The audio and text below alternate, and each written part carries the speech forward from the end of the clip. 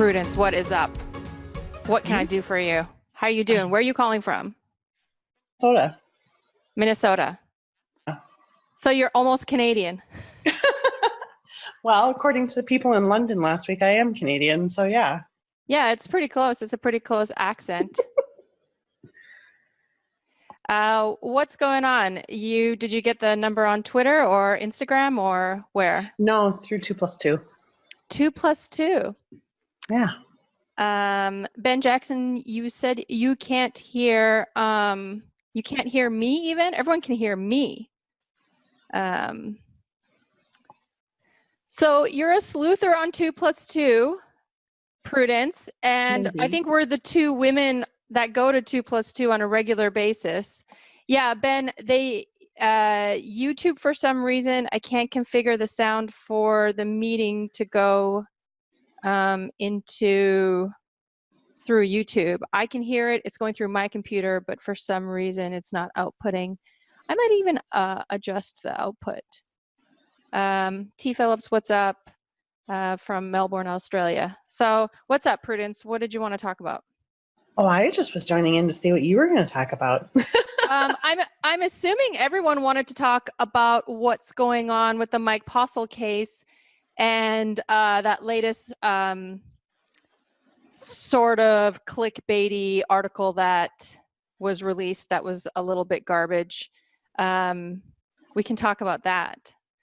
But oh God, where's like my technical support? I swear I work in tech. I got to see what my options here are for the sound in. Prudence is going to stay on with me all night. I like Prudence. She's going to be my assistant tonight.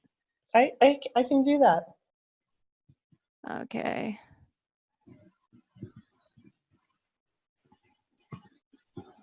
Okay.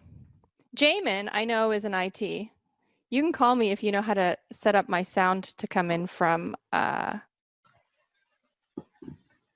Okay, so let's see if Keith actually decides to answer. Keith, can you hear me? Because I'm going to mute you forever. I swear to God, if you don't answer. Prudence, can you hear Keith? Not at all. Prudence is my assistant. Y'all need to get in this microphone going green, so. Y'all need to get into this chat. Prudence and I are going to take over. Okay, so Keith, you're muted. So, okay, let's go to Steve. Steve, can you hear me?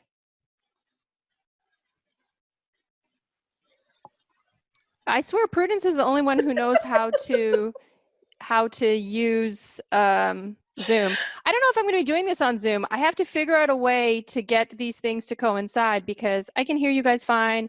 Everything sounds great on my end. You guys can't hear. YouTube can't hear anything. If you guys have a question, feel free to put it in the chat and I'll answer it. If you'd like to know my thoughts on T. Phillips says it's horrible right now. Oh, the weather has changed. And okay, you're talking about the weather. If you guys have any questions, put them in the chat and I will answer them. I probably won't be doing this too long tonight because I feel like I need to fix all my technical difficulties. So Prudence, did you listen or did you read the latest article that was published about the Postle stuff? Oh, you mean the Mike Postle website that his daughter supposedly put together? Oh, I didn't know it was his. I don't think it was his daughter, but I know he's a contributing editor. Yeah. He is a contributing editor. So I have people that look into things for me. And they did find that he is the contributing editor. So, I mean, the only way to redeem himself at this point is to create more lies about it all. So if you guys want to look at all the people in the YouTube chat, if you want to look in the 2+2 forums, the article was posted and it's nameless, it's authorless. And Mike Postle is the contributing editor, or the founding editor, I actually was told today, the founding editor of the magazine. Okay, so let's see. Oh, did I lower your hand? Sorry.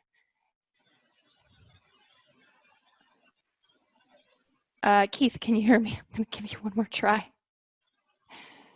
No. Okay, let's try Steve. Steve, can you hear me?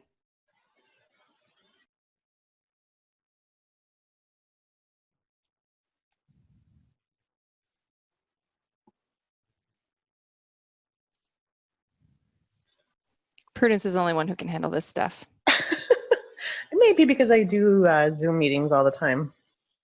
So maybe I have my stuff configured properly. That might be it. You can call in. I did remove the meeting password. Let's see what the YouTube chat says. T. Phillips says he's getting ready to play the Millions tournaments at Crown. So I'm assuming that's in Australia. T. Phillips, it is in the article that was recently posted where Mike Postle is the contributing editor, is in the 2+2 Mike Postle forum. It's where all the gossip, it's like the gossip and the latest news. Steve, whoever's sharing their video, we're not sharing videos, but that's fine. If you can just somehow call in, Nikhil, if you can just call in. For some reason, I can't get your sound to work. Your video worked. I saw you. Yeah, so seriously, Cirrus says the title is New Numbers Cast Out on Postlegate, in quotes, LOL. So I'll just talk to you about the numbers if everyone is interested in hearing about it. The great thing about numbers is they're different than our opinions. They're objective. And try as you might, you can noodle around with them all you want. They are what they are.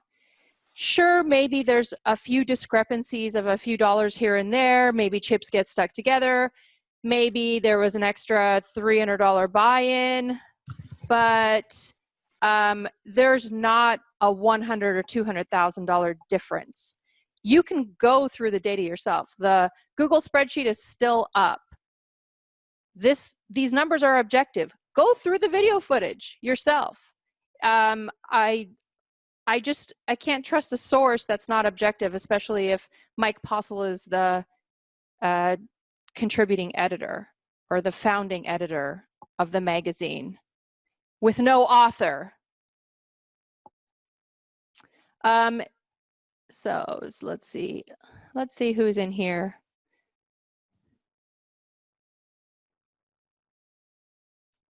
Keith, are you there? Are you just joining this meeting for fun, just to listen? Okay, Keith's not going to answer. It's just me and Prudence. There's people in here, but they're only in with as listening, so they're not keeping track. They're not participating.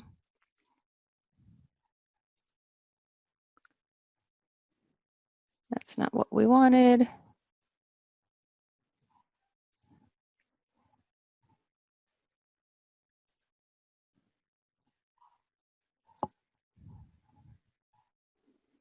If you guys want to join the Zoom meeting so you can talk, please feel free. You are in with only video, not sound.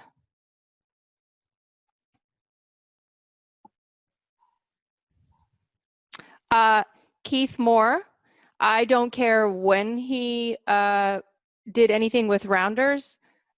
He still was a part of Rounders. I don't know if you're the person who works for Rounders or was also a founder of Rounders, but you have no author on your article, and enjoy trying to fudge numbers, but I mean, numbers are objective. Like, what do you want me to say? Nikhil says he couldn't hear me on Zoom. Prudence, can you hear me on Zoom fine? Yeah, I totally can hear you. Yeah. Okay. Prudence is my assistant today. 2 + 2 sleuthers together. We're making it happen, Veronica. We're making it happen. We're probably not going to be streaming for too long. I'll probably stay here for about 30 more minutes, just because of these technical difficulties. It's like I'm losing my call-in virginity tonight. Has Postle played poker since all that came out? Retro Gaming asks. No, he has not. I don't know a poker room where he could probably step into. Although Grayton Casino, just north of San Francisco, had a meetup game with a couple of popular vloggers. And he, Andrew Nemi. I don't know if Jamin was a part of that, but he apparently walked in, looked around, and walked out. And I received 100 text messages. Hey, we're going to try to unmute you. Hey, are you there? Can you hear me?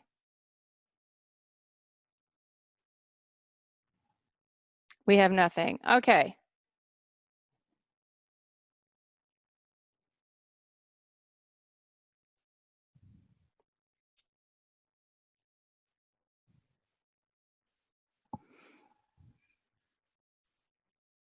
Retro Gaming says he's probably back playing online and losing all that money he stole. What do you want me to do? What do you want me to do? David Miller says, I appreciate you keeping the Apostle story top of mind. So listen, I have a lot of concerns regarding the Apostle Gate. I'm very concerned, honestly, that him and Justin are going to get away with it because we're all going to forget about it. And then it's going to blow under the rug, just like a lot of other cheating scandals. So I have made it a point to not let that happen. People may think that I'm doing this for popularity. No, trust me, I could do other things. I post really beautiful bikini photos on Instagram on a regular basis. I don't need that. I sincerely believe there was an injustice that happened, and I would love justice to prevail here. Whether it will or not, I'm not in control of that. Retro Gaming says it feels like it's forgotten already. Yeah, that's the way popular media tends to be. Retro Gaming with you in the bikini. No. No. They're on Instagram. They're there. I'm not taking them down. Chris says, is it true he avoided getting served? So, according to the legal documents, it appears that way, doesn't it? Although he is officially served as of recently, it appears as though they tried to serve him many times, according to the legal document. Steve said, where'd Joey go? I think Joey Joey put in a lot of hours into this whole project, into this whole process, into trying to figure out what is going on. I think Joey might be a little bit burnt out. Okay. Nikhil, can you hear me? Yeah, I can hear you. Yeah. Another participant. Yes, Prudence is here also. Okay, well, what did you want to talk about? A boot. Yeah, so me in particular, so long story short, I'm an ex-cancer patient myself, also poker player, as I think most of us are. And yeah, I saw the whole Apostle story, and in particular, I think something I really wanted to get cleared up in a way or find out more about was, you remember Kevin Rathers, the guy during the World Series who was passing away, I think, of sarcoma, and he was trying to raise awareness. I heard that Apostle had, scammed him during his time, and I really wanted to know, has he in particular been contacted? Has his family been contacted in regards to this? How much did he end Yeah. up losing to that So SOB? let me And tell, yeah, yeah, go ahead. I was just going to tell the YouTube audience. So we have Nikhil. Is that how I say your name? Nikhil? yeah, Nick with a Nikhil, hill. Hmm. he is in the Zoom meeting, and I think you're also in the YouTube chat, is asking about Yeah. Kevin Rax, right? Yeah. Hmm. So Kevin, we all know him from this summer. He got a seat in the main event. It was going to be his last main event. And he was invited to several live stream shows, including mine. He played on my game where Mike Postle cheated. And so Kevin was a super nice guy. Kevin was actually, I think he played in 2 or 3 live streams during the cheating scandal. And Mac had his law firm contact Kevin's family. And so I believe his family is in the lawsuit.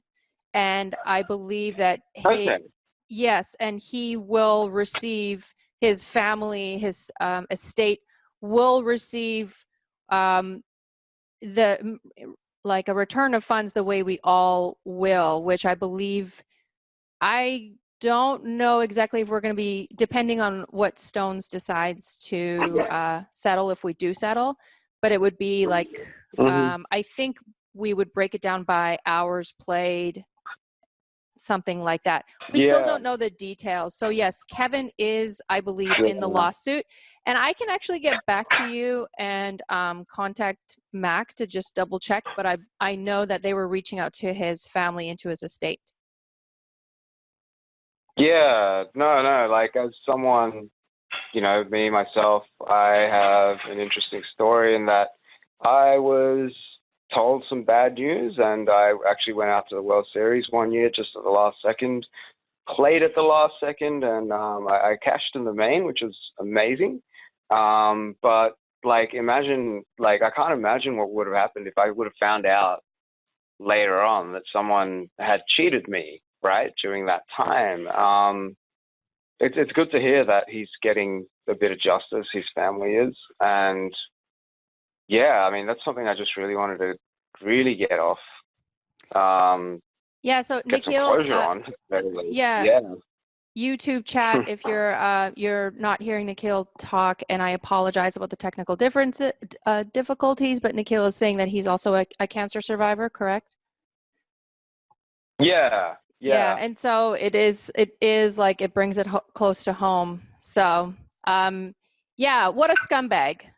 What a scumbag, cheating a dying man. I mean, it's bad all around. It's not better for a person who's not dying of cancer, but God, what a scumbag. Just like, I remember Justin texting and calling me about getting him in the game. And I believe Justin was involved, if not the mastermind. And it sickens me that he was just, letting this all happen. So that would be, I haven't been in touch, I guess, with the whole investigation and what's going on. So do we know if Justin was one of the, I mean, so if you look at Nikhil right now is asking me if we know for sure if Justin's involved. So if we look at my last video, I did have T-Bone on there, and T-Bone was one of the top 10. T-Bone had a hand versus Mike Postle. It was one of the top 10. It seemed like one of the most cheating hands that we have. And that was the hand where they switched him from having 8 of diamonds, 6 of, I can't remember. Right. And they switched it to an 8, 9 of spades. 8. Yeah. And so T-Bone actually told me that, and on the video, he reveals, and this is how I started contacting him, because his friends were texting me like, oh my God, T-Bone says he saw the card that Mike folded and it was a diamond. And so they switched his cards. I asked T-Bone after, I'm like, I should have asked you live, but did they did you see Mike at all go into the back to tell them, hey, you guys got the cards wrong or anything? And he said, no. He's like, obviously there was an accomplice. Why are they switching his hands? And if you know anything about the RFID, and I used to work there when we had RFID issues like the first couple of years, if one card was reading wrong, it was reading wrong every single time.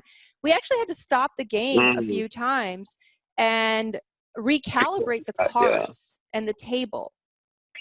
And so the fact that it was just like wrong this one hand, it doesn't make sense. And then you watch Berkey's video and he explains how it works. And yeah, you have to just basically recalibrate the cards.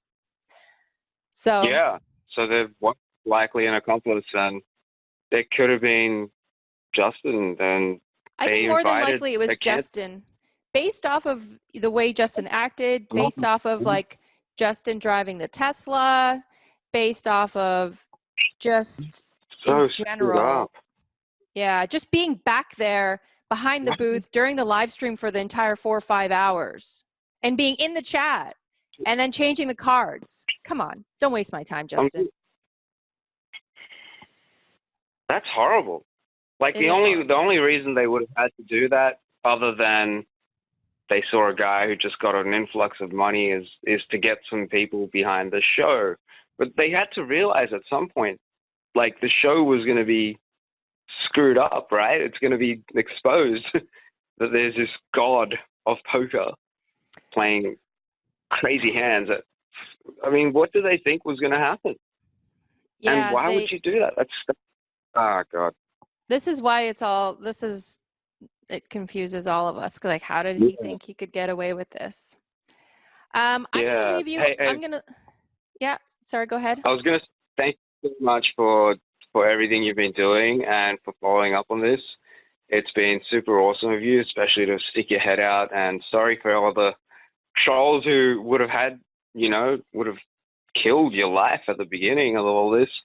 But thanks for keeping on going with it. Like you and Joey, but you in particular for being the whistleblower.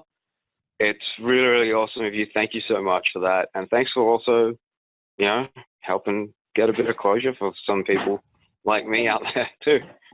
Thanks. I appreciate your kind words. Yeah. I just hope that justice prevails. I'm going to leave you off. I'm going to leave you off mute in case anyone else wants to chime in with anything you have to say or anything you've said.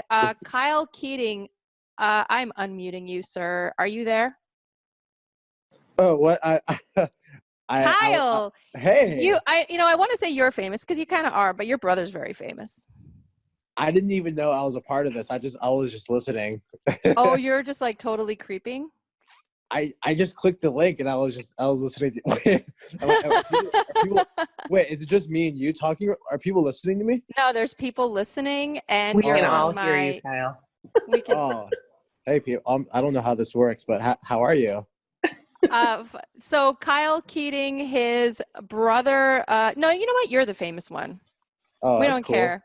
We don't care about your brother and his long beard. Wait, how are you? This is so random. How are you? How's life? You're kind of like talking to me during a live stream.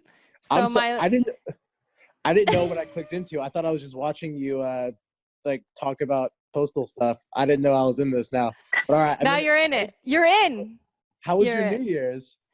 It was fantastic. Oh, that's awesome. Kyle, right, thanks. I'm gonna. Hey, you can kick me out of here. I didn't know. I'm not kicking you out. You stay here, but we'll just put you. If you don't want to chat about postal stuff or anything else, I'll just listen. I'm a better listener. Okay. Love your Instagram. Big fan. Thanks. All right. So let's go down to who else is on here. Keith. Are you there yet, Keith, or Keith just wants to listen? Okay, we're going to mute Keith again. Someone is on their iPad. Let's unmute them. Mr. iPad, who is this?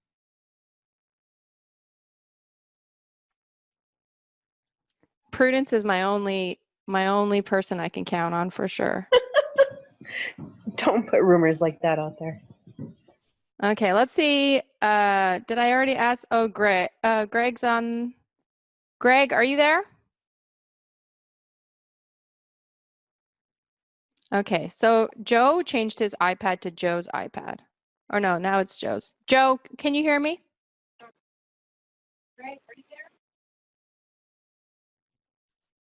Okay, we got you muted. We're going to mute Steve too. And we're going to mute Greg. Joe, are you there? Okay, this is such a low budget operation. Okay, let's go to the YouTube. If Bay 101 or Matrix started a live stream, invited you to be a part of it, host a game or do commentary or production, would you be interested? So I still love live streams. I don't know if Bay 101 wants to really have anything to do with me. I think that I would be fine with doing that, but they would want a shit detector. Like, you know what I mean? Like, they would want someone like me to be like, make sure no one's cheating, V. Can you do that at least? We won't hire you, but just like sniff around. Sniff around. I don't know what that is. But I think, I don't know if they necessarily, it's too much heat to invite me. You know what I mean? They don't want that. I was supposed to be interviewed by someone on another live stream show, and they declined because they didn't want to bring attention to their show. So I have a feeling that it's not really something that many live streams want to deal with.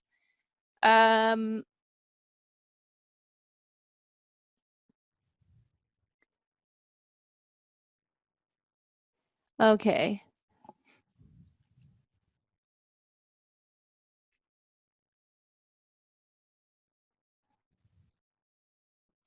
Let's go down this list again. Greg, can you hear us? Do you want to talk? I can hear you. Can you hear me?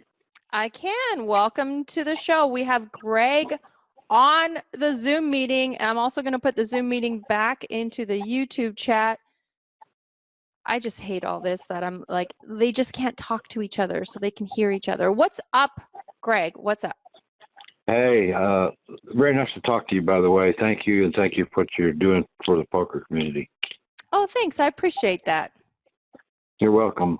I also feel for you on the technical end of things, too, because these things can be very maddening. I've been involved with broadcasts and things before, and it's usually just one little tiny thing. Oh, I forgot that. Yeah, well, I'm sure I'll figure it. I'll just see, like, press that button. I don't know if that helps. Okay. Well, so I suspect your problem is on the input side, not the output. So the input is actually, I just have my headset going through this Scarlett, it's like a soundboard that actually Dave Tuckman, who does World Series of Poker broadcasts, he told me to get this, and he told me about these headphones. And so I have that plugged in, and I hear you. What's the output? What's the output from there, from the board? Where is the output going to? The output is going to the computer. Okay, and the type of cord that you're using from the board to the computer is? A USB. So it's, I'll show you. I have two of these microphones. So it's these ones that go to my board, and then from the soundboard, it goes into a USB. Okay, from the soundboard, it's like two RCA. Oh, I see, a 1/4-inch jack and a. Okay, I see. Yeah. So if you want to unmess with my sound, we can fix that up right now and get this show on the road. Now, you're inputted into the board. Is there a volume control of an input attenuation? An input attenuation. I've got like 4 knobs. What do they say? One says monitor. So there's a 1, which is my input. There's a 2. There's one for, yeah, the one says monitor, and one is for like headphones for my sound. Yeah, the headphone is for your sound. Yes, correct. Okay. What is the monitor set on? The monitor. Mm-hmm. It's set on. Are you watching my YouTube channel? I am. Okay. I got that on the large big screen, and then I'm talking to you on the phone. So right now, if y'all are listening, Greg's helping me with my input, so the next show won't be so janky. I'll probably delete this video after we go live, you guys, because it's Okay, I can see what you're holding up there. look how pretty and nice it is. It's nice and red. It is. Okay. Now turn it around and let me see the back. Yes, Alicia, you came in during a tech interview. We're trying to Alicia, we're trying to fix the sound so that the people who are calling in to the live stream show, YouTube can hear that. Because right now it's kind of like two separate things. And Okay, hold it just a slightly different angle so that you're pointing it downward. Point it up just a little bit because it's meant where I can't read what's on there. Okay, right there. Jack Francis says, thank you again, Veronica. Very few people have had the boldness to stand up for what's right. We all appreciate you. Thank you so much. I appreciate that. Okay, those are outputs, and so left and right for a stereo situation, which it's going USB into your computer into what program? My computer sound. Okay. What do you want me to do? What do you want me to do? Oh my God. Well, there's obviously a program running it in your computer. The left and the right, there could be a problem with the output on that. Is it brand new? No, I don't think there's a problem with the output. I think there's a problem with my my Zoom sound going into my YouTube. So I'm gonna have to work on that. It was like my very first YouTube video I put out. The sound only came out on one side, and people gave me feedback, and I changed that. Well, did you? what I'm Yep. getting at is the cable itself. There could be a problem with the way you have it outputted. There's the other option is those other two, the 1/4-inch jacks. Those look like 1/4-inch jacks that are coming out, and that could be configured into a different cable, which could have a USB on the other end, or depending on what your sound card is like on your computer, you could go directly out of those two outs into a stereo cable that would plug in, to your computer and stuff. So that would be one way I would test the problem of your output. Once I knew I was getting signal to the computer, then it becomes an internal problem. So you just got to walk down the line is what you're basically doing. Okay, runs with bullshit. I'm taking a freaking screenshot of that because I feel like this guy has the answer. Okay, did you want to talk about anything regarding Postlegate or anything? Yeah, a little bit, please, if you don't mind. Yeah, let's go. Okay. I follow this story pretty damn closely. Mm-hmm.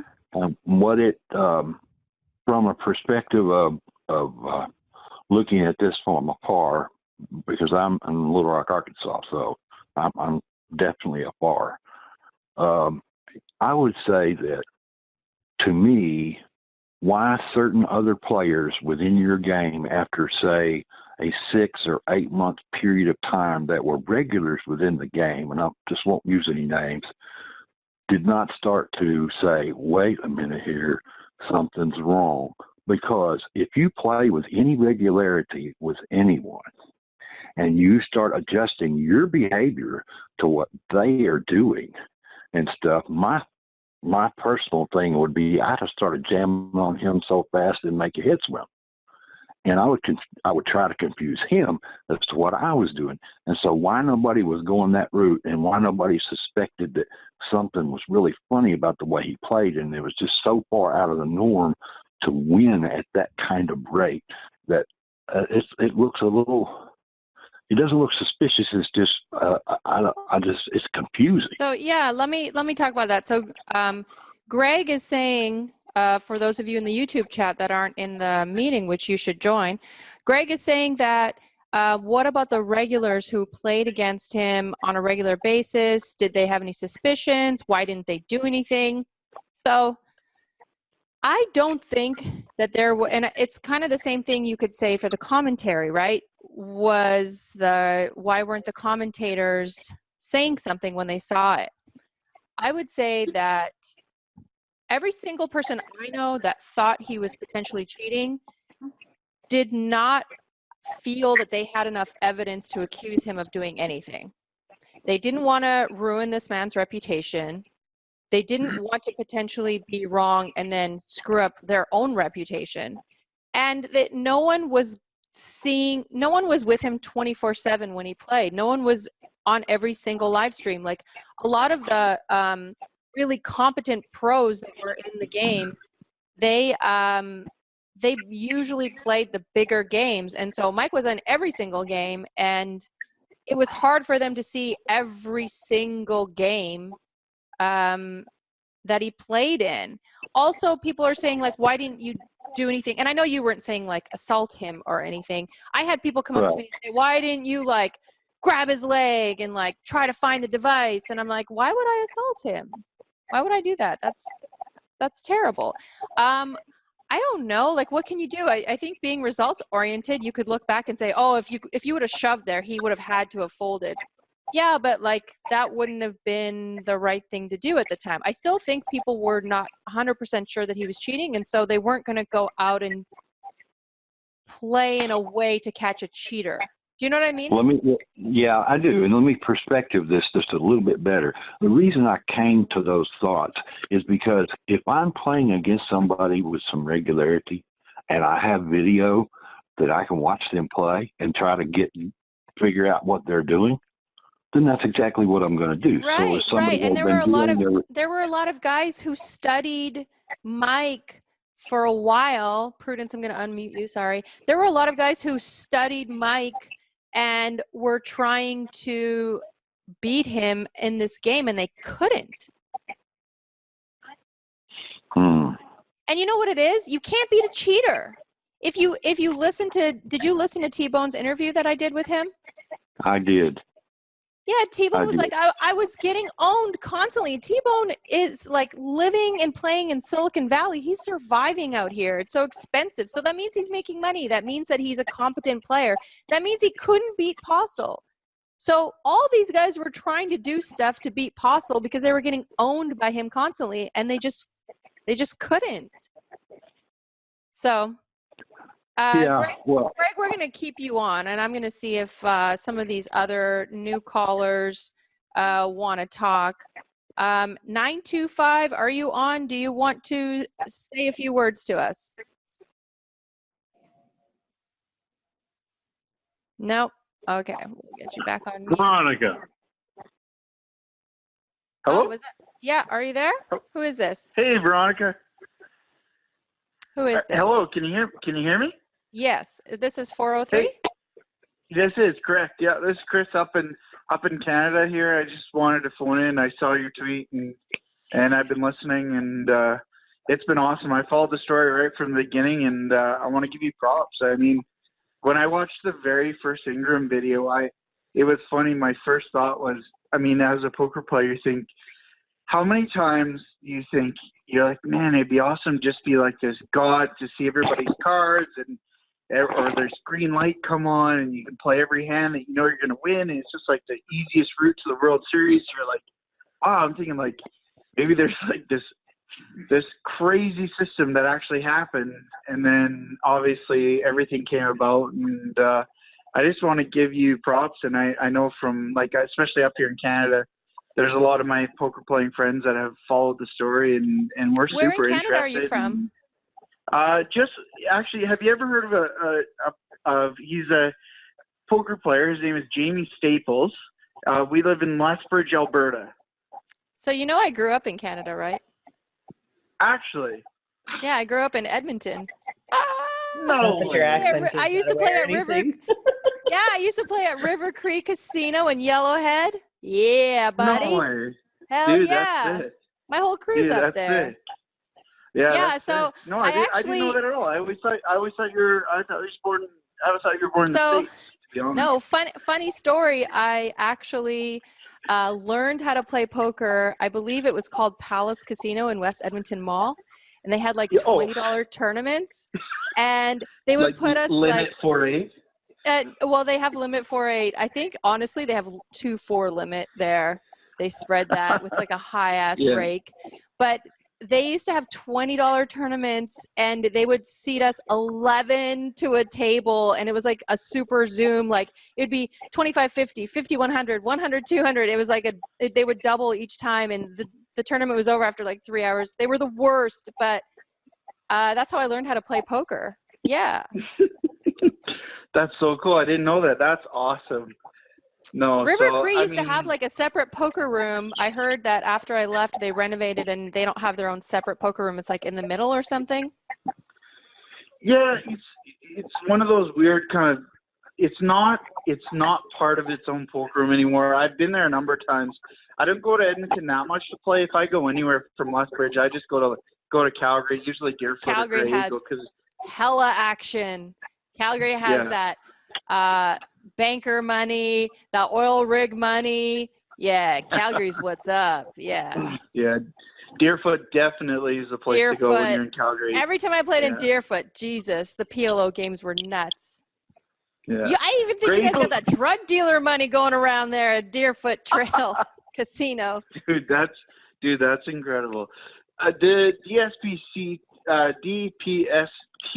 events at the Grey Eagle are pretty sick too, actually. Nice. So they have those deep stack events at your Grey Eagle. They're pretty good. Mizraki, he hosted an event not long ago, and he actually took down like the 5K event. He hosts the event. He goes up, hosts the event, and takes it down.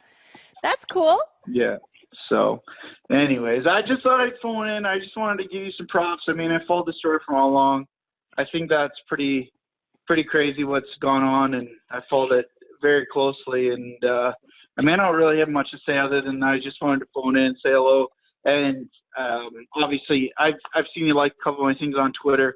My girlfriend has cancer, and I know that that's affected your life. And I just want to say thanks for kind of reaching out on stuff like that. And it's crazy. It's a weird thing, and I enjoy your story. I enjoy your ride. I hope that you do well in your poker. So. Thank you. I appreciate that. Yeah. Thank you so much. Stay on the line so you can hear what the rest of us have to say. All right. Thanks, Veronica. Thank you. Wow, that was like the sweetest ever. Fellow Canadian. Calm one, can you hear me? And hell yeah, rant fountains were a thing back then. Rant was king. I think Calm one's watching TV. We're gonna permamute Calm one. Calm one, you gotta bring your A game. Did we already try Keith 100,000 times? Michael Victor, are you on? Hey there. How you doing? Hey there. Michael Victor. You have two first names as a first name? That's right. I have, born with two first names. Are you another Canadian? I'm not. I live in Los Angeles, actually. Oh my God. I totally, I'm usually good with accents. I was so off. Well, I've never been more off in my life. I'm from Philly, so maybe that's what it is. What is up? What's going on? What do you want to talk about in this janky ass live stream? The first live stream, you guys are popping my cherry. Well, it's funny. I didn't actually call in to talk. I was just kind of listening, but I'm absolutely fascinated with the story. I've been listening to the Mike Postle story since you brought it up, a few months ago, and it cracked open, and I'm just absolutely fascinated with it. Is there what are the updates? I heard that he was going to be served, or they were trying to serve him with papers, and he wasn't answering the door. So, just for my YouTube audience, Michael Victor is on the phone from LA. I swear to God, he's Canadian. He's lying to us. He sounds so Canadian. I want the updates, the oot and a boot updates. So Mike Postle did get served. According to legal documents, it looked like they tried to serve him several times. He did finally get served by my lawyer officially. He thought, well, if you want the job done, you have to do it yourself. So that is the update. And I don't know what else to tell you besides there's almost 100 of us in the lawsuit now. And we're trying to make sense of all of this. Is JFK still working at Stone's? I would say he's not going to work every day. Is because I mean that's the key. What I want to know is why would these guys get involved in something like this? Why would JFK get involved? Yes. Why would anyone want to get involved in a way to make a make fast? Well, it's a short-term scheme. Right. I think anyone who's choosing this kind of life has no ability to do any long-term planning, right? Well, yeah, but that's kind of the opposite of poker player thinking, like, because you guys play the long game. So I also would agree with you, and I think that Justin doesn't have a poker player's mind. I think if he had a poker player's mind, I think there were a lot of things he would have done differently in the poker world to begin with. Right? I also think that, a lot of people hate when I say this, but I think Justin's a huge narcissist. And I think like a big leak with narcissists is that they don't have the ability to have empathy towards another person's considerations. So I think that he lost track of maybe other people being suspicious and we're not buying the bullshit. I think he was trying to sell us some bullshit and it didn't fucking make sense to me. Right. I think the narcissism was pretty clear when he brought Mike Postle on to sort of try to clear himself and talk through the hands. And Postle looked like he had just seen a ghost. Like his face was like, what? He wasn't about to explain any of those hands. And for some reason, JFK thought that was acceptable, like the answers. And so that kind of answers your own question, right? JFK was not thinking like a poker player, because a poker player would have said, this is bullshit. None of this makes sense. Like, how are you? For me, I'm exposed. I have a huge inner circle of professional poker players, and the way they talk about hands is not the way Mike Postle talked about hands on that interview, and it was not the way he spoke to me when we discussed anything related to poker. I was just like, like, am I fucking missing something? Like, is this the fucking guy that's crushing everything? I don't know. I was a little, it didn't make sense to me. And it was I think everything worked out the best way it could have at this point. I think Berkey being in that last game was good. I think, hold on, I'm going to, someone is got their camera on and I'm trying to mute them. I think like Berkey being in the game, and then when I tweeted about it, Berkey started responding, and Joey being my friend and Joey looking into it, I think like it all worked out. Had I been able to do commentary as much as I used to do it, I would have called it out sooner. We wouldn't have had as much data. It wouldn't have been as obvious. I probably would have gotten in a lot of trouble and kicked out of Stones. And yeah, I think it worked out as best as it could. So can I ask you now, how has that affected you? And are you a pro? No, I'm not a poker pro. Okay. I have been playing recreationally since I was like in my later 20s. Oh, so like last year. I'm in my 40s. So it has affected me. Like when I go into the poker room, a lot of people come up to me now and they're like, oh, I just want to thank you. I literally haven't had a single person come up to me and say, where's the evidence? Most people, everybody that comes up to me is like, thank you so much. Not enough people are buying me drinks. I don't get that. come on, people, send them over. But no, like I haven't had a negative response, but at the same time, I don't think like a casino wants to be associated with me because it brings like too much of the bad press, because then it looks like they're taking sides. I think like Bay 101, a lot of people tagged Bay 101 and said, oh, make Veronica a shooting star. I'm like, there's no way they're making me a shooting star. Bay 101 will then look like, you know, FU Stones. They just want to keep neutral at this point, I think. Right. So you're just hanging kind of back now and you're not playing as much? I actually have never played that much. I have a full-time job in tech. I live in Silicon Valley. Wow. I do not, I play poker like on weekends. Okay. And I was doing commentary once in a while before that. So yeah. Well, I really enjoyed it, and I'm really happy that you came forward, and I'm going to let somebody else talk now because I'm just enjoying the show.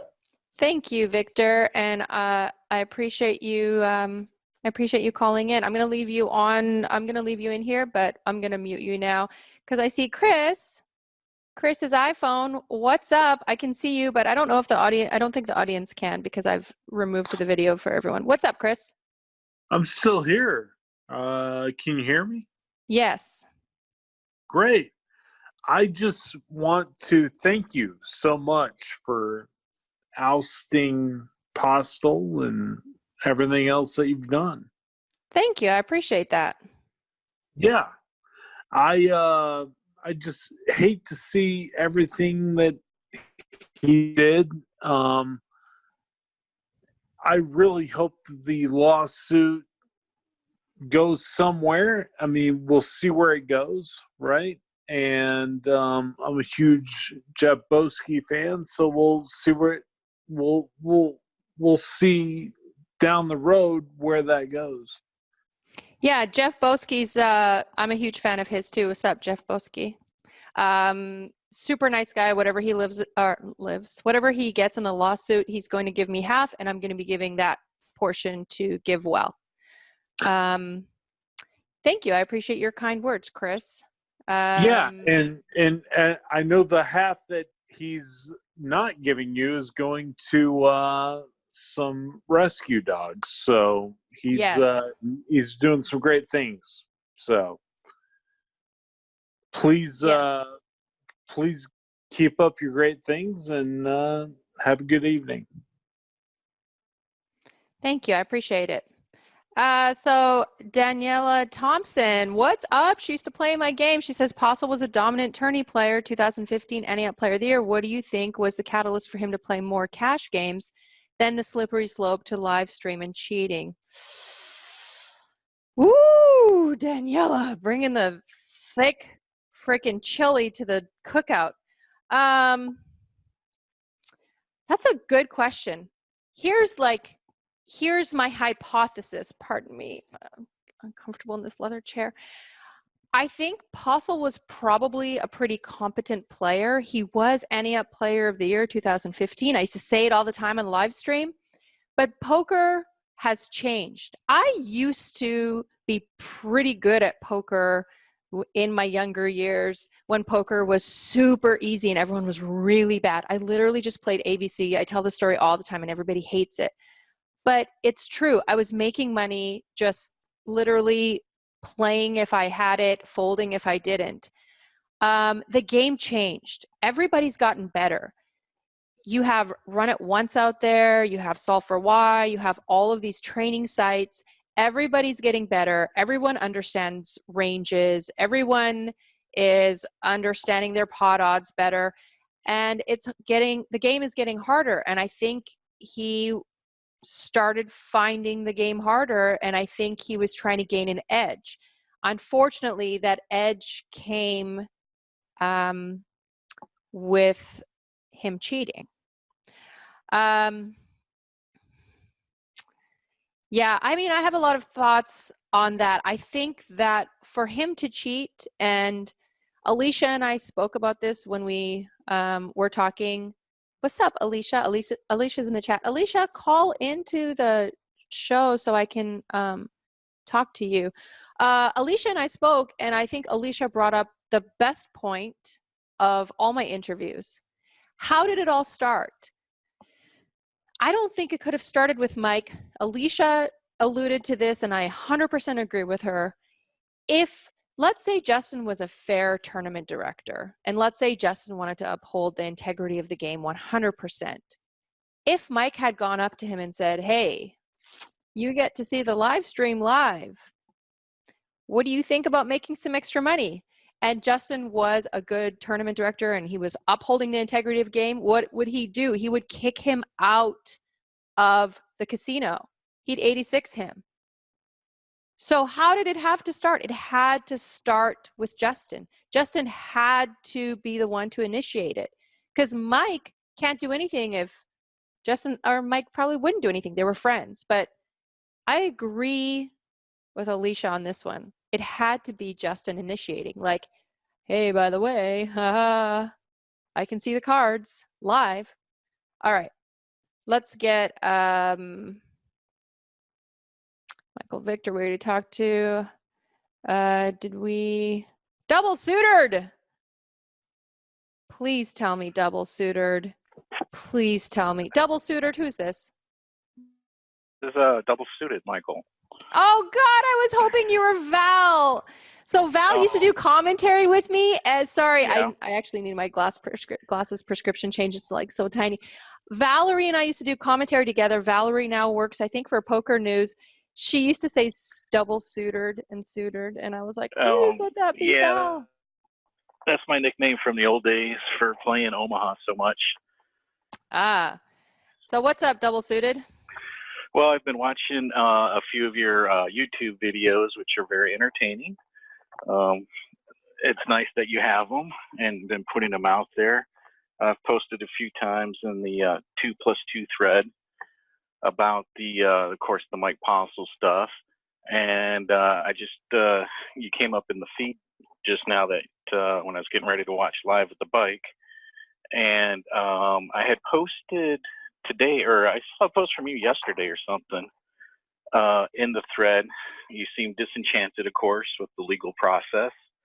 Yes. Very time consuming. It can be delayed. I think I did post a follow-up to your comment. Yeah, it's not necessarily just it's not really the delays that I'm frustrated with. But yeah, go ahead. Well, I mean, the thread was also talking about I was also in Mountain Valley for a few years. I've done some work with Jason Calacanis. Jay Cal, of course, I don't know if you bumped into him in the poker circles as well. But corporations frequently, when they do investigations, always use their own attorneys now. And that's because it's part of then attorney-client privilege, no matter what they find. And that standard process and procedure.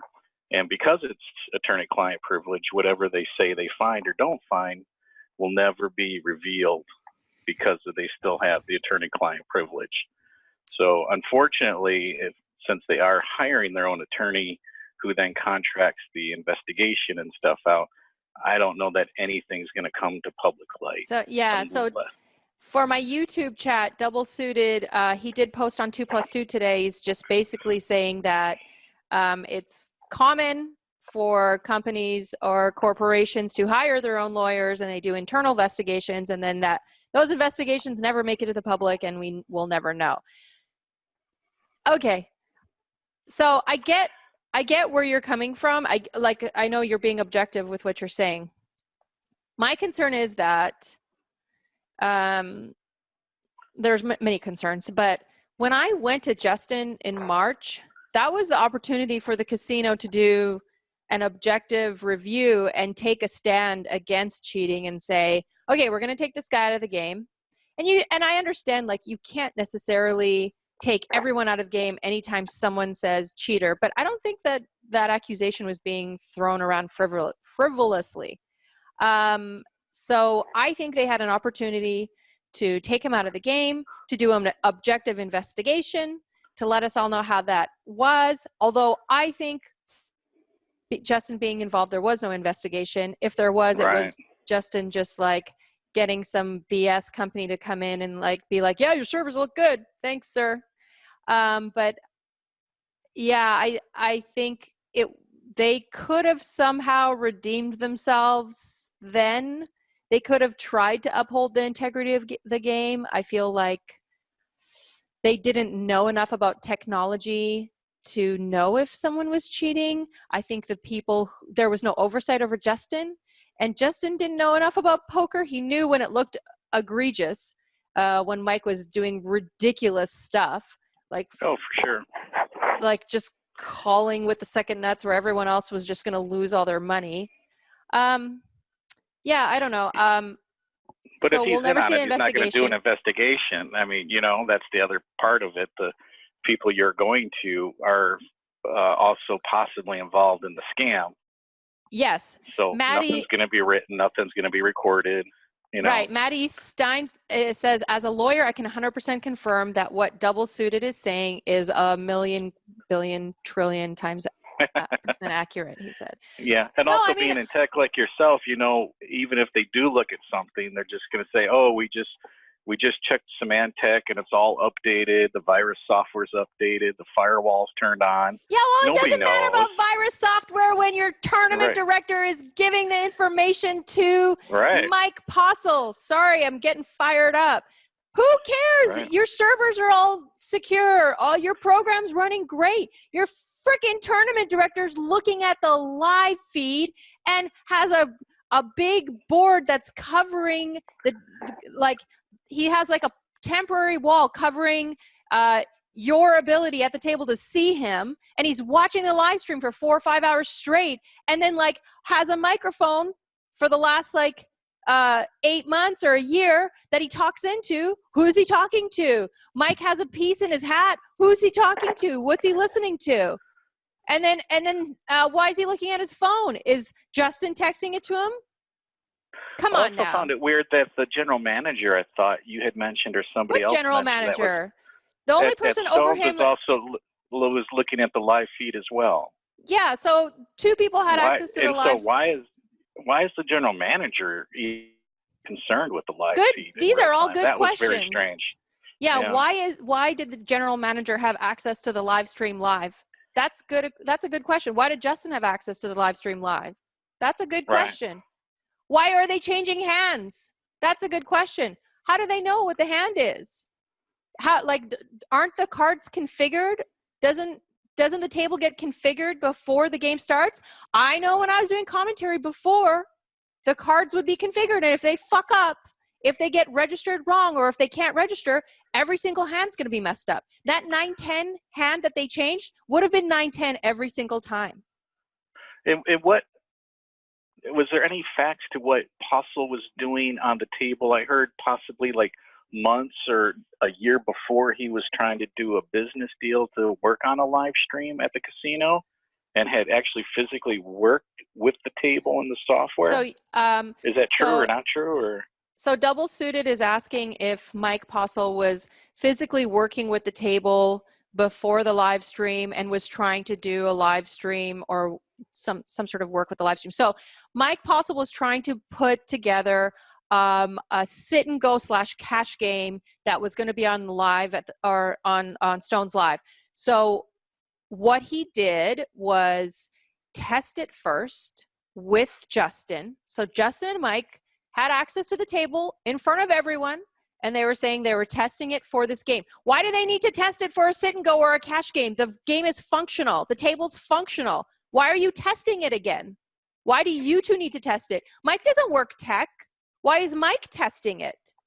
So they're testing the table. This was about 6 or 8 months before they decided to start cheating. And they start testing the table in front of everyone. They run a demo or whatever, and then they do one show, and then it's done. And then Mike Postle's playing on every single stream. And then I'll tell you, it was like a week or 2 after I told Justin that I thought Mike was cheating, Mike had his own show. No, you don't know what you're talking about, Veronica. You don't know anything about poker. Martingale strategy, Veronica. Mike's using the Martingale strategy. No one understands him. No one understands him. None of you understand poker. Everyone's jealous. Yeah. Well, in the civil process, do you get a fair discovery from your attorney to them, or is it limited on the discovery that you guys are able to do as far as your own investigation? So double suited wants to is asking if there's in the civil process if we get a discovery.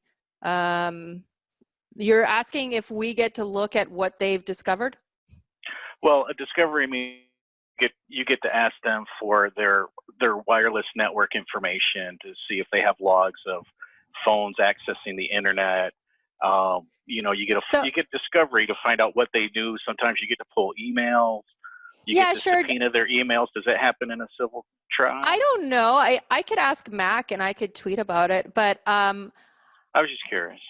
Okay, so given that they've done their own investigation on themselves, Joseph in the YouTube chat said Dream Seat Poker Show. Yes. So sorry, I was just reading a comment. Given that they've investigated themselves, how much do you think that they would be willing to give us? Now, I just want to say as a side note, I don't think it was that complicated. I don't think they were tapping into the network. I don't think anything was out of the ordinary. I think Justin had access to the live stream, and I think he was giving that information to Mike somehow. That's it. I don't think it had anything to do with the live stream. And I think Justin was giving the tech crew instructions on how to change stuff or what to change or when or whatever. But maybe the tech crew knew. I don't know. Well, I mean, you would also, in the discovery, like when people get sued, pull text messages and all that kind of stuff, emails. So if you think he was texting them in the beginning, you should have the opportunity, I would think, to, subpoena his text messages. I think that Mac is trying to get all that, but I think there's a good chance that Mike was using a burner phone, but I don't think Justin was. Okay, right, because I never saw Justin with any phone but his own. But I might be wrong. I mean, I only saw his Samsung. I know he used to talk to me. We're both Samsung people, so we used to talk about Samsung all the time. Okay. All right. Well, I don't want to take up everybody else's time, but thanks for your feedback. And, huge lineup, thousands of people waiting. So yeah, you better sit back and frickin' chill because I have like 1 million people in line right now. All right. Thank you so much, Double Suited, for calling in, and thanks for enjoying the janky first episode. Next time, apparently, we're going to be trying Google Hangouts because then you can call in and we can live stream. I'm sorry, I'm a fish. Okay, so thanks. I'm going to mute you, Double Suited, but if you want, just message me if you want to come back and ask a question. Who just came in? Did we already talk to 925? 925, did we talk to you?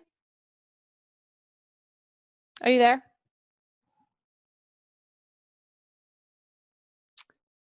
Oh no, I think we already talked to you. So Matt says, one question on my mind was, why didn't you go to the authorities so he could be caught red-handed? Not saying he didn't cheat, just wanted to know your thought process or challenges around that.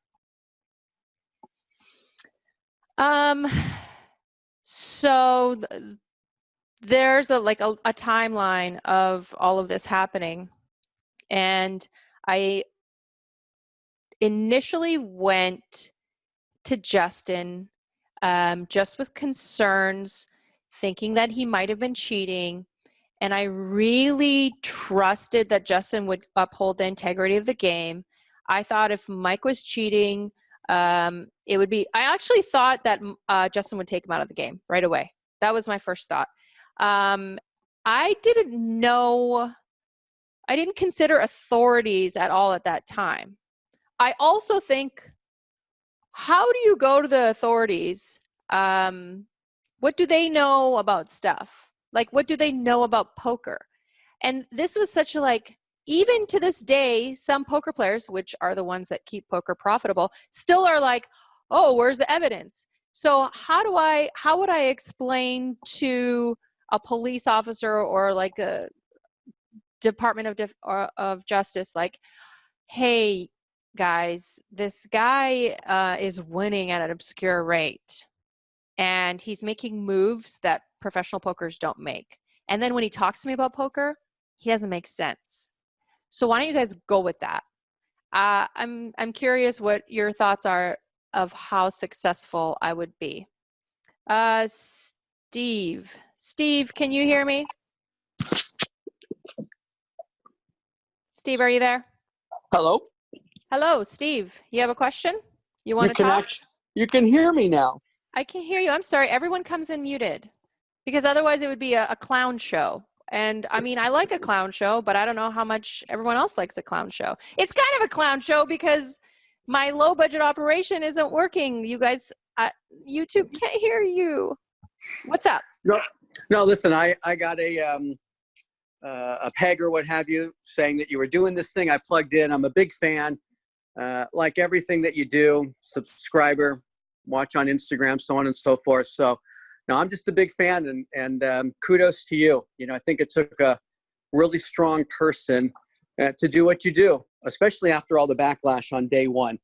So, you know, thank goodness you had gone to, you know, Joey, I think prior to day one. And again, I'm just a big fan, so I'm enjoying being a fan, listening to the show. So good for you. I appreciate that. Steve just gave me some kind words.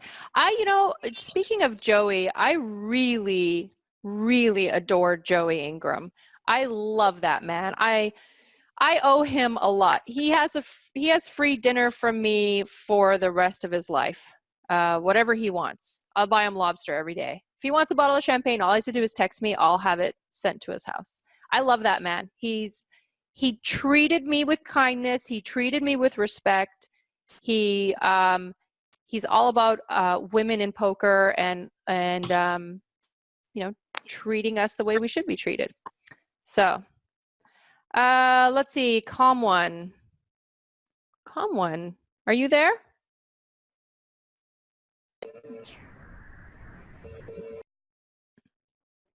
Okay, Calm one, there's two. Let's try you again. Calm one, are you there?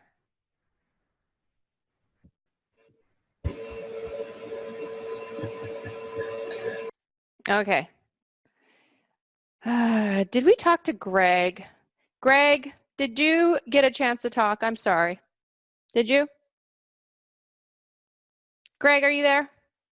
Yeah, I'm here. Oh, you are. Okay, sorry, Greg. I totally just muted you. Okay. There we go. Talking to me about, yeah. Did I already talk to you? Yes. There's like 3 people in here. Mia is here. What is up, Mia? Hey. Mia.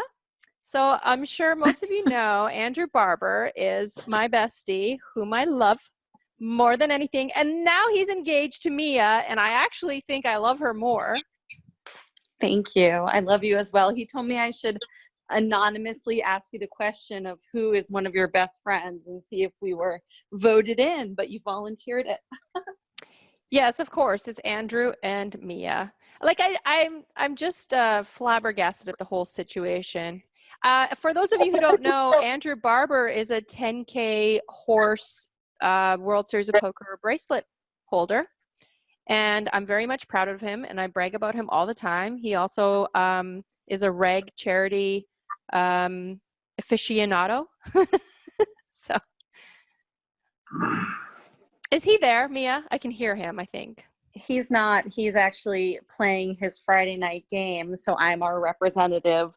Unfortunately, I'm like fish level. No. I'm the fish right here. I'm the one who couldn't get the sound working on YouTube. Those of you in the YouTube chat, feel free to jump into the Zoom. We're about to show slideshows on Zoom. God, a PowerPoint presentation. Mia, are you in Santa Cruz right now? Yes. Okay, I'm going to leave you on. You're going to be my co-host. Where is my other co-host? Oh, she ran away. Okay, so you're going to be my co-host right now. I'm here for any commentary. So let's see. Chris's phone is still not on. Let's see. Oops. 602, are you on the phone? Yes, ma'am. Yes, sir. You're on with Veronica, and Mia is on. Mia, one of my best friends. Good evening. Great. Thanks for having me on, Veronica.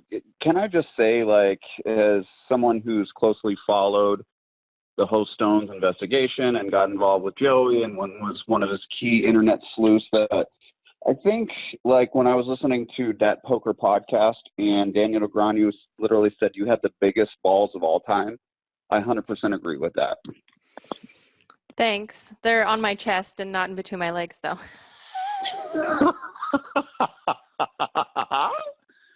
But I think, like, the important thing with the Mike Postle situation that kind of everyone's ignoring, and I don't really know if this is the place for it, but in my estimation, the bigger story is how much does this open up as far as the validity of poker? And what I mean by that is that I believe that Mike Postle ultimately got caught because he had physically had to look down into his phone and all the things that you were saying that you were going over, right?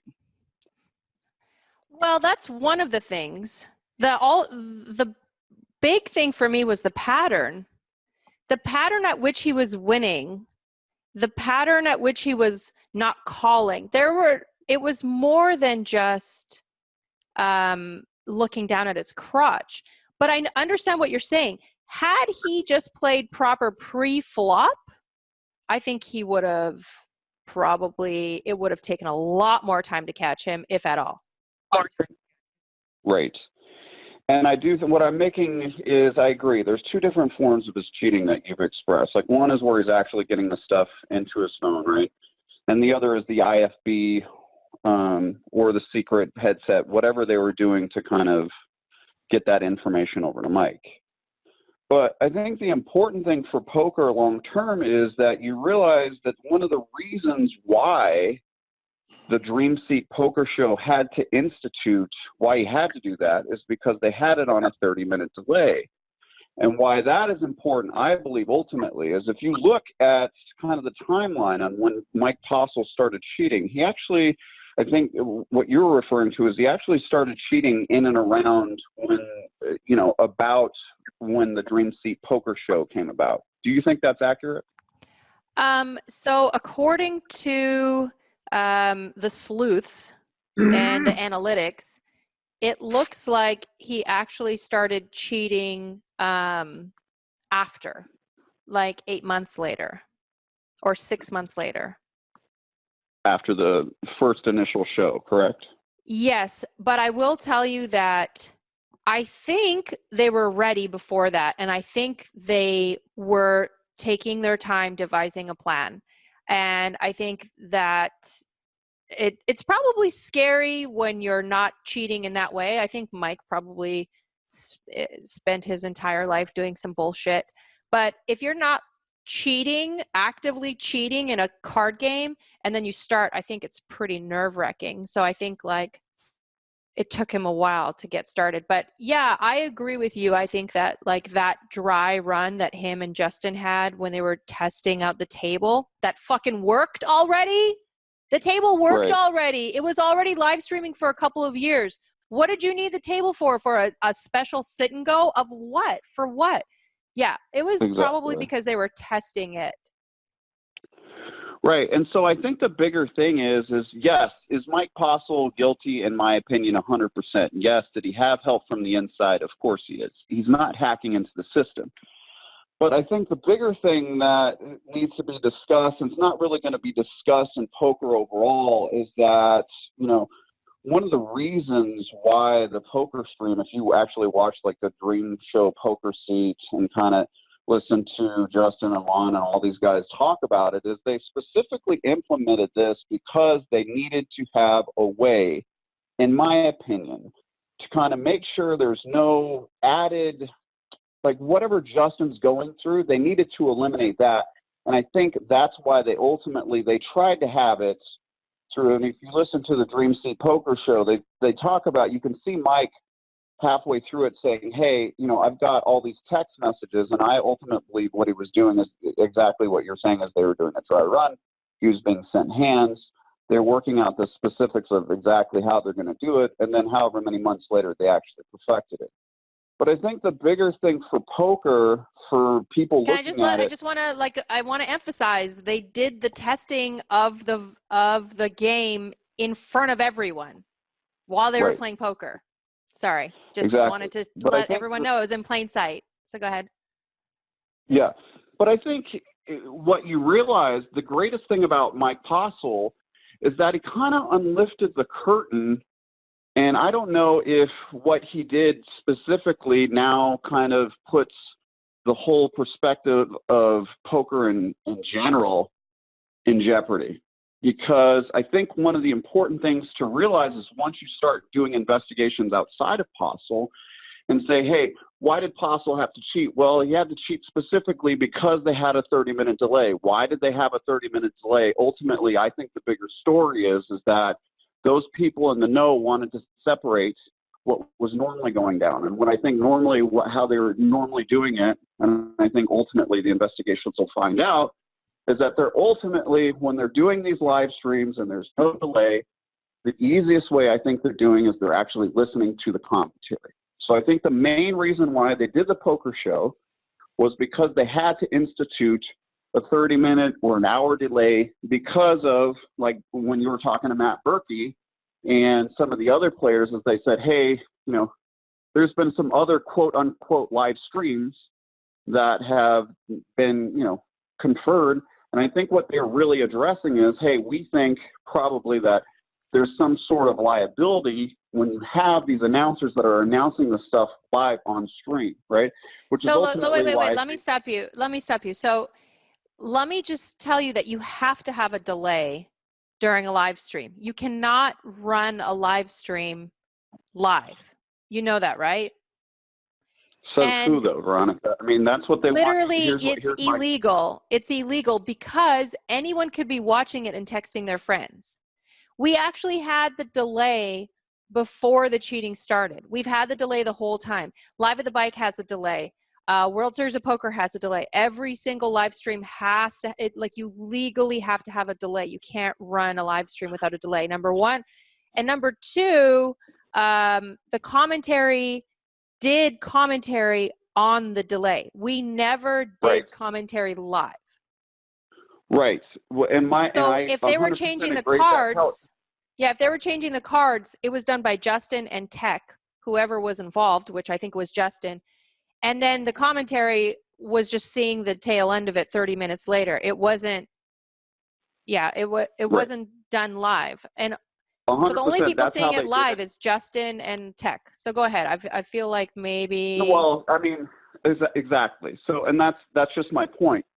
Is on the Stones, I think what they realized is they wanted to have some separation between the announcer and the poker player, because I think ultimately when you'll look through the history, they haven't been doing it on a delay. I mean, I think that's fiction. And if you actually watch the Dream Seat Poker Show, part of what are the announcers saying when they're setting up the stream for the Stones, or when they're saying it afterwards, it's saying, hey, there's too many people looking at the hole cards when we've done it live. So this whole idea that everything has to be on a delay, I think is something that the California State Gaming Commission or somebody else has to specifically look at, because 100% agreed.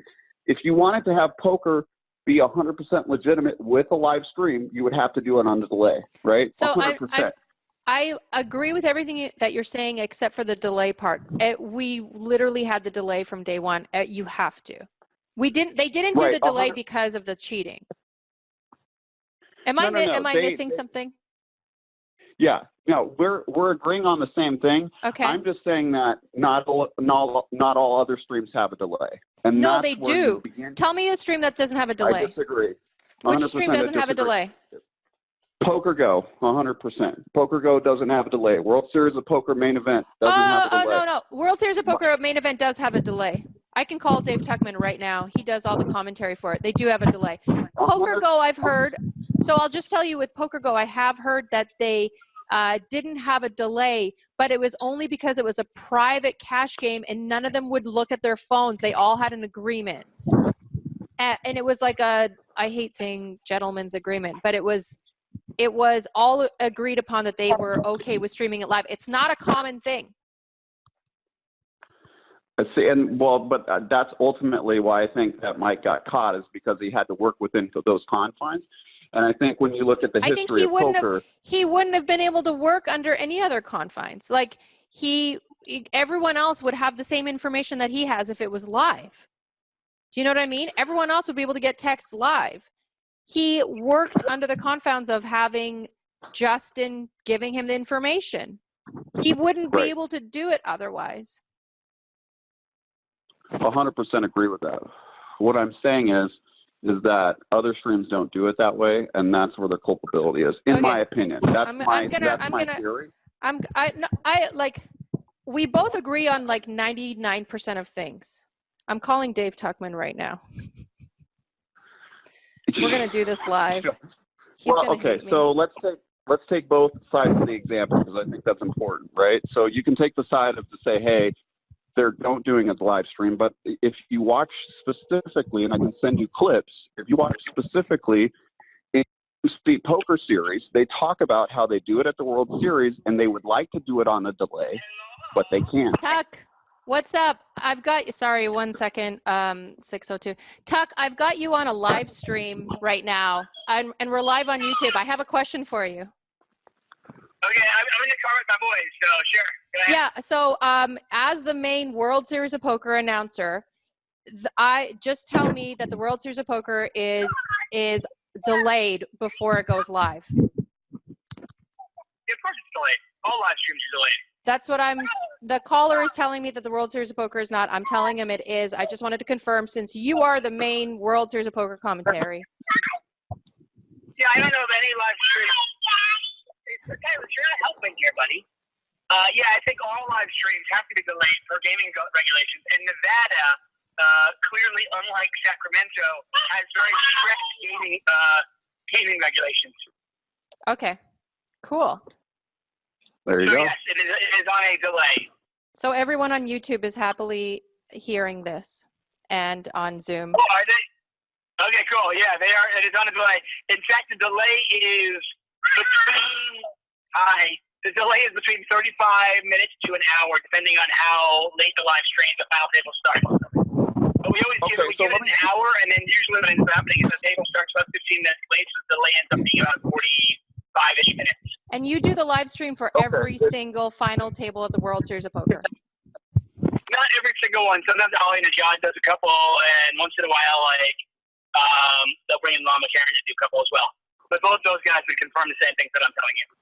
Awesome. So my rebuttal to David's answer. Where are you? What are you doing? I'm at home. Sorry, caller. Just 1 second. I'm at home and I'm doing a live stream on YouTube, and this is super janky because the people calling in, the people on YouTube can't hear them, so I'm fixing it after this one. The first one is always the rough one, but I'm gonna stop streaming in a few minutes because this is getting a little long. Well, go do your thing. Go do your thing. I'll talk to you soon. Okay. Have a great day. Thanks for answering. Silas, you want to say bye-bye? Bye. So, all right. So we got that figured out. All right. You get one more thing, and then I'm going to get Andrew Barber on. Can I just rebuttal to David Tuckman's answer? Yes, you get a rebuttal to David Tuckman's answer. So if you watch the live poker stream, Lon and Justin Kelly are specifically talking about this issue of people being able to see the whole cards, right? He then goes on to point out a situation in PLO with Tommy Lee, where you can look it up on the poker stream. So they say, hey, too many people are seeing the whole cards. That's why we have to do the delay out here. And they specifically talk to Tommy Lee laying down Trip Kings in an Omaha event. And then after that, they cut to David Tuckman and they cut to Doug Polk. And I never knew about that, but after I watched the Dream Seat Poker Show, they specifically talk about that specific answer. So when David Tuckman says, hey, they're not all live streamed, I mean, when they were talking about that specific, it's just something that people can look up, because it literally points to a situation where it's pretty clear.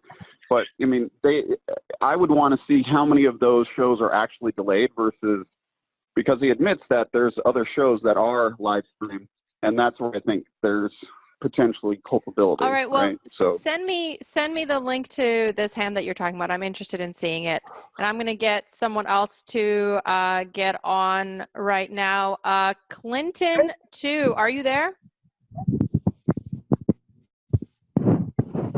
Clinton 2, are you there? You have a few more seconds. Mia, you're still on the phone? I'm here, and Andrew is trying to join us. Yes, I saw him join, and then he disappeared. He said he got disconnected, and he will be back to chat as soon as he can figure it out. Scotty Wayne, are you there? Hold on. There's like a Hey, little can I bit jump in and ask a real quick question? Yes. Who is this? Where are you? It's Michael Victor from Los Angeles. Oh, hey, Michael Victor. Oh, I still have you unmuted. Okay, perfect. Well, actually, I just clicked it off. I wanted to jump in because I think the last caller did bring up me. I'm sorry. Did I screw your show up? No, it's fine. Okay. The last caller I thought brought up a good question, though. I think we got stuck maybe on the live delay issue, but the question, though, is like how pervasive is cheating in poker? Is it something that other players are doing? Is it something that maybe even at Stones other people have been or are doing now? So I think that given any opportunity, a cheater will try. And I think that I'm pretty sure the percentage of people wanting to cheat in poker or who are open to cheating in poker is probably the same as anywhere else. And if there's a leak in the game, they'll find it. I think that there's more cheating going on than anyone admits, and there's not much being done about it publicly. I talked to Joey Ingram a little while ago, and he told me that he got so many messages about people cheating, like in home games, and they're live streaming home games, and they're cheating. And yeah, oh, here's Andrew. Yeah, I think it's like pretty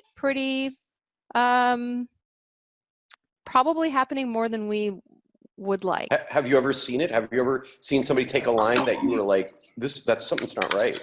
Just Mike Postle. And I've seen a lot of angle shooting, which I thought was like, I think people were working together. Andrew. Hello. Andrew Barber, what is up? One of my best friends in the world, 10K horse champion. Very proud of you, my friend. Are you playing poker right now? I am playing poker right now. Wonderful. And welcome to my janky first call-in show that the YouTube channel doesn't get to hear. The people who are calling in. Yeah. I'll figure it out. Are you playing 2040 Omaha 8? No, I am playing in beautiful Santa Cruz, and Mia asked me to hop on. Okay. Any comments on anything that you want to talk about? You want to give us the secrets to success in poker? I'll save that for our conversation. Yeah, so if anyone is interested, next week Andrew will be on my show. I will interview him, not like this, the same way I've been interviewing all my guests, and it'll be a lot more better, higher budget operation. But thank you for calling in. I won't interrupt. Thank you for the support. Yeah, no, that's great. Well, we'll talk soon. Okay, have a good time. Bye. It's a promo spot for next week's guest. Yay! X-rated, are you there? I have literally bandwidth for 10 more minutes. This is so much longer than I wanted. No. X-rated, are you there? Nope. Nope. Someone else is there? Is it Scotty? No, Scotty's I'm here now. Who is this? This is Scotty Wayne. Oh, hey, Scotty. Hey, what's how up? you doing? Yeah, I wanted to ask you about the hearing or the trial or whatever that was going to happen. There was a story about Postel hiding, and your attorney was trying to serve him with papers, and he wouldn't answer the door, and he was just kind of So my attorney did serve him. Yes, he is did? served. He's legally served. So is there some kind of time frame when something will I think get he to the has courts? I think he has a reasonable period of time to respond. Okay. Yeah, and once he responds, I'm not a lawyer, so I just know what Mac tells me, and there is a legal document floating around. You all have access to it, but the lady who wrote the article on Mike Postle being served, she was pretty accurate, and she went off of the legal article. So apparently they tried to serve him several times, and he was unable to be served, and he finally got served. Okay. So at some point there's some sort of date or hearing date or something. So I think he has to respond, and then we wait for that. We wait for the response. If I knew that there was a hearing date, you would too, because it would be public knowledge. All of this stuff is public knowledge. Right. A couple of things I wanted to talk about, and the first thing is I think that you have been just amazing throughout this. I mean, when this first came up, and you were getting a lot of flack, and a lot of us were kind of quietly watching, but eventually, once the real story came out about the cheating, I think then it kind of turned, and it made you appear to be the hero that you really were. And anyway, I just want to say that you did an incredible thing to step forward, because because exposing a cheater is not an easy thing. And someone earlier mentioned and asked questions about cheating elsewhere. Poker throughout its history has a history of cheating. Yeah. It's been going on for years everywhere. And what you do have to watch out for is a lot of home games. And now, incredibly, some home games are doing live streams with RFD cards and tables. But there are easier ways to cheat, and there are hundreds of ways to do it, and it's all part of the fabric of poker. It's been going around forever, and players just have to be careful. They have to keep their eyes wide open and just watch out for cheating. And if they find it, because a poker cheat is never, ever going to say, you got me. Well, Yeah, that's I the was thing. cheating. Like, a lot of people came up to me. If anyone's listening on YouTube, Scotty's talking about, how many cheaters there are out there, and how going up to them, they're not going to admit it. A lot of people were mad at me, like, why didn't you go up to Postle and ask him if he was cheating? And I was like, what response would I get from him? Like, oh, you caught me. Now I'm going to stop. Here's everything I've done. What would he say to me? He would never admit it to me. So I don't think that it was necessary for me to accuse him of anything, to go up to him with anything. So Yeah, you're right. I think there's a lot more cheating going on than we think. Yeah, and a poker cheater will never ever say, "Oh, you got me. Yeah, I was cheating." I founded and operate a home game group that's on the internet. It's called Rounders Poker, and we're using the Meetup site as the hosting site. We have over 2,000 members, and we run home games all over the LA area. And at times we've encountered cheaters, and I've had to confront them, and I've had to expel them from the group. But they never, ever say, "You got me. Yeah, I was cheating." But the only thing I can do is expel them from the group and then get them out of our group. But they're never gonna say, "Yeah, I was cheating." They're never. Yeah, of course not. Yeah, no cheater's just gonna admit it. You have to catch them. I mean, it's not the same thing.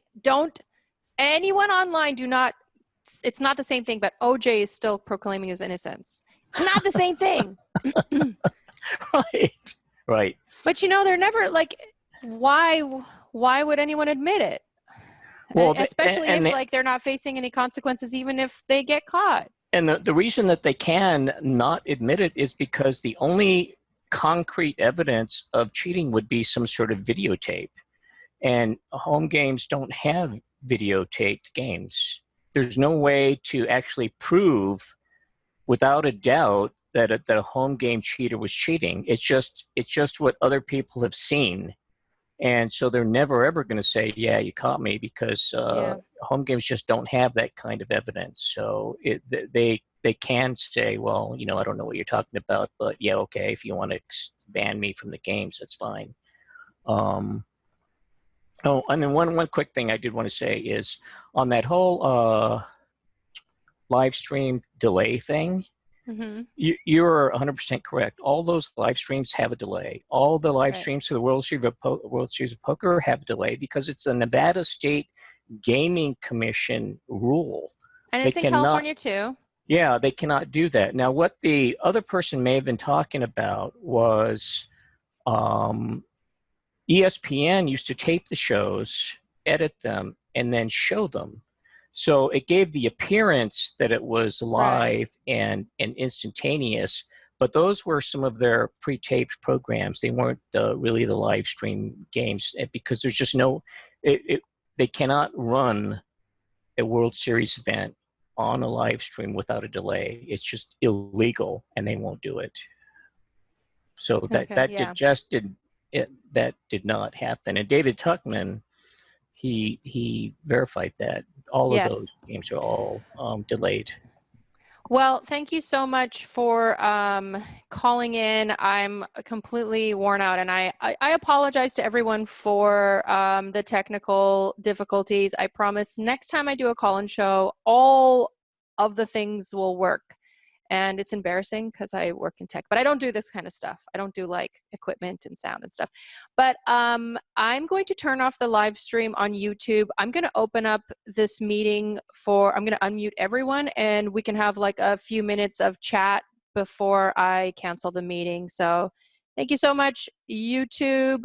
Do you want to? Yes, end stream. Thank you. Yes.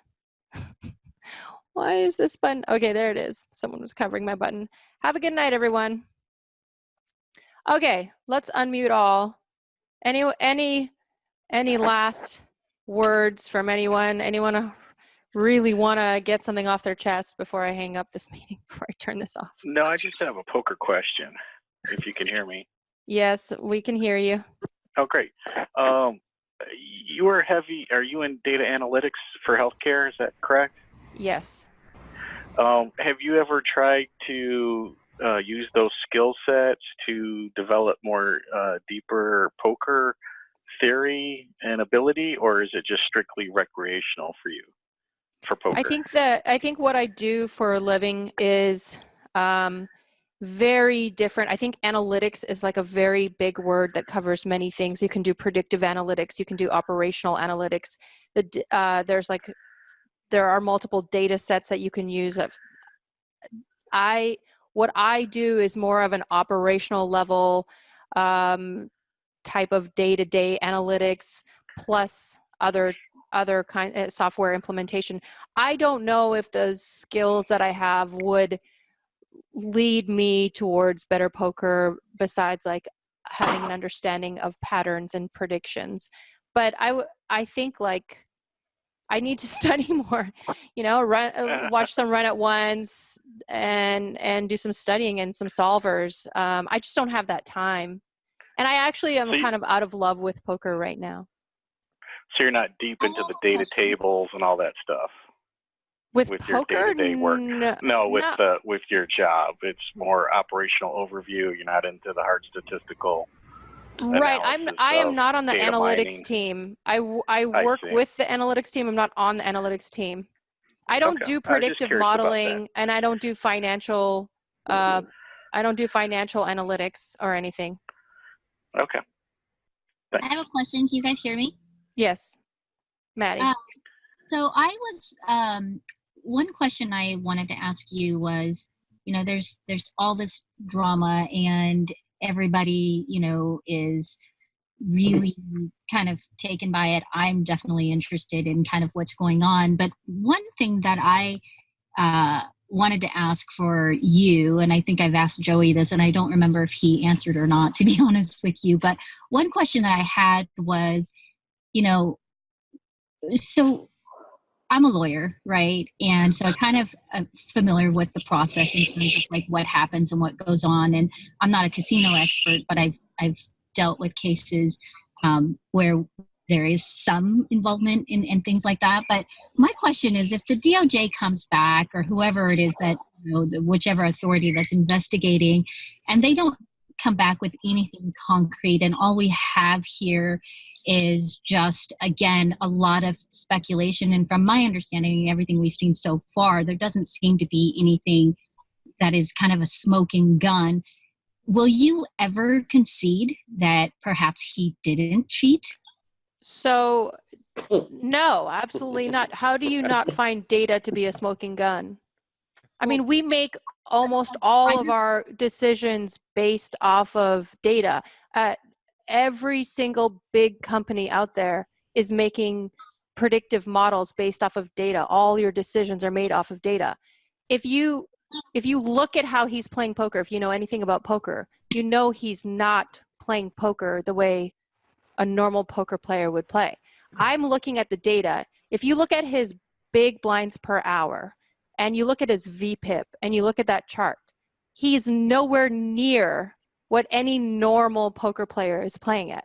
I would never concede, just because if that were some crazy universe where data is not used to make any decisions, and we're looking for a quote unquote smoking gun. This isn't CSI. We don't need to catch him with a device.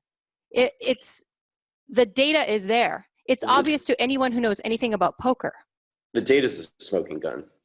Exactly. I'm sorry.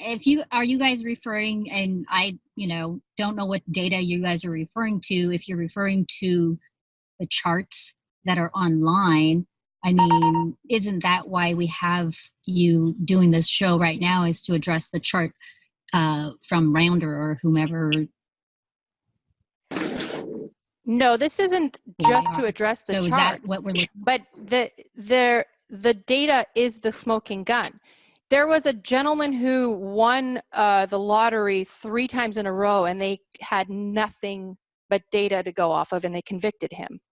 This is not a world where we're looking for, a warm body. Like, you can be convicted based on data. If your numbers don't match, you go into any corporation, if your numbers aren't matching what your output is, or, you know what I mean? Like, you will not be able to stand on any ground here. Got it. I totally understand. I mean, I know very little about poker other than kind of what I'm reading. So thank you for that. I will tell you to go to watch some of Joey's live streams, because it's when you're on the outside looking in, and if you're not looking at the data or not sold by the data, watch some of Joey's live streams, because for me, I didn't have a graph in front of me, although the pattern recognition is something that I think all of us do naturally. And for me, I didn't recognize the pattern at which he was winning. And I didn't have a graph in front of me. But there were a lot of things he was doing that poker players don't do. Like, he didn't call on the river when he was in God mode. And every single poker player, no matter how good they are, occasionally call, occasionally stack off into the nuts, occasionally jam into the nuts. They're occasionally making bad plays. This is a game of your perceived ranges, and you're occasionally wrong. He was never wrong. He was making moves that any poker player who has played more than like a year can see are not moves that anyone would make. Got it. So there's many variables involved in this, and the graph is the biggest one. It's an eyesore. It's really obvious. But if you look at how he was playing, if you know anything about poker, it's like, it would be like a lawyer coming in like a bathing suit and like just telling the judge to fuck off and then winning the case. And you're like, what the fuck? This is not how this is done. This is not how you win a case. And the judge's like, sorry, this guy won. It would be like a lawyer winning 98 cases out of 100. That too. Like a defense attorney. Every don't case, have, just I win, don't win, have win. that good of a record. Sorry, guys. But like you're saying, that's statistically improbable, Yeah, right? From I an just have, attorney perspective, this is what his win rate is like. yeah, I just have You know, one. it's like a baseball player hitting a home run 9 out of 10 hits. It Yeah, got it. just doesn't happen. I just have one last question, Veronica. So my interest is more kind of on the law side, really, and I would love to hear an update to see, like, you know, I think a lot of people on Twitter are asking for like updates, like, hey, we haven't heard anything about this. What's going on with the case? Things like that. And I know there's probably things that you can talk about and things that you can't talk about, but I was wondering if you can give us any updates on the case, like how's So yeah, there are quite a few things that I can't talk about, and it frustrates me. It really frustrates me because I feel like the public would probably benefit in knowing those things. So the things that I can update you on are the things that you already know. Postle's been served. We're waiting for him to now respond. And do you know, I don't know, what state do you practice in? I'm sorry? Which state do you practice in? Iowa. Iowa, okay. So I'm not sure if, like how long he has to respond. I believe it's 30 days in California. But he has to. I looked it up. It said 15, which I thought was really short. Yeah, that does seem short. But okay, so I'm sure within the next month we'll get a response. I'm not sure what the process is if we don't get one. Has JFK been served? JFK has, Stones has been served on his behalf. Okay, but those weren't separate. No, Stones filings? and JFK are in one lawsuit. Gotcha.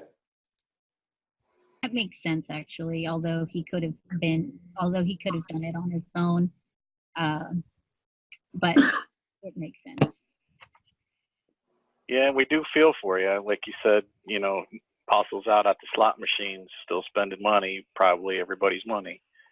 So if you do get a recovery, the money's being spent as we're waiting for this process to finish.